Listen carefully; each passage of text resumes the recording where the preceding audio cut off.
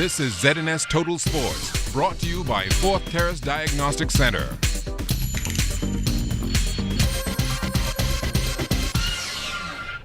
Welcome to sports, everybody. The HBCUX College Football Classic will take place next Saturday. The game will feature Central State up against Texas Southern, and manager of the National Sports Authority, Jeff Beckles, gave an update today on the work which is being done to the Thomas A. Robinson National Stadium. The field is fixed. It's just a matter of marking. The stadium, essentially the seats, everything, the configuration of the stadium remains the same.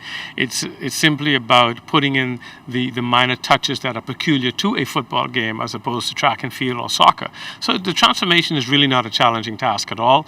It's staged on a time basis and then it's decommissioned on a time basis. There's a lot of excitement because just like we did with the World Relays recently, in that it was new for us, this football game is new, so we'll learn something different about the stadium because, again, in our quest to use this facility as a multi-use facility, we're going to learn something new with every different event, and that's what's exciting for us. So even as we get ready for football, American football, followed by soccer, followed by another American football game, we should have learned a lot about the stadium, the function, how it sets up, and really how it works, so that by December, we're ready to put on a good show. Now, of course, the good show Beckles alluded to is the inaugural Popeyes Bahamas Bowl on Christmas Eve, which will feature teams from Conference USA and the MAC. The Government Secondary School Sports Association is getting ready to start its 2014-2015 season, and President Kevin K.J. Johnson says a mandate has been sent down, which all schools will have to adhere to. The Ministry of Education making it mandatory that our coaches be certified to coach a particular sport, whether it's level 1, 2, or 3. But we're going to start at level 1, and once they meet those qualifications, they'll be able to coach. Most of our coaches are qualified. We just need to make sure that the ones who are not is qualified. And we definitely are going to start with a jamboree in volleyball, and then the season will definitely start, hopefully, the last week in September. Basketball enthusiasts in South Andrews have been asking for a gym to be built in their community for a number of years now, and while that may soon become a reality, there is still one lingering concern.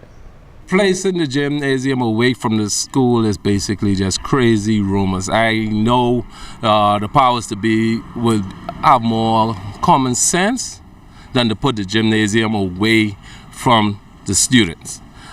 A prime example is right here in North Andres. They have a gymnasium walking distance from the school. Who's supervising it? The students cannot capitalize on it.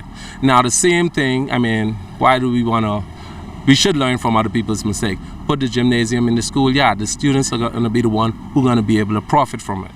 And later on down in the future, we're going to have our children look back at us and wonder what we got to be crazy to put this gymnasium away from the school. Why do you want it in the community? So someone could vandalize it? The Cat Island Sailing Club was unable to get all the series races in for its annual regatta during the Emancipation holiday weekend, so they took to Montague Bay last weekend to finish things off, and Burns House was once again on board as a major sponsor. Because of the bad weather they had, they weren't able to do their sailing the way they usually do it. So they came over, they spoke to us, and so they want to get the people what they came over for. But they want to do it here, which is fine. We're all up for that, and so we sponsor them again. The Bahamas Football Association continues to mourn the death of past President Sam Haben, and tonight, General Secretary Fred Lunn remembers his former colleague and friend as a true pioneer. It was an opportunity to play against Sam. Know how dedicated he was and how passionate he was about the sport. In the 80s, where the association didn't have the luxury we have today of funding from national organizations, he headed the organization and kept things together and kept things going. And that will do it for sports, but stay tuned. The Bahamas Tonight continues after the break.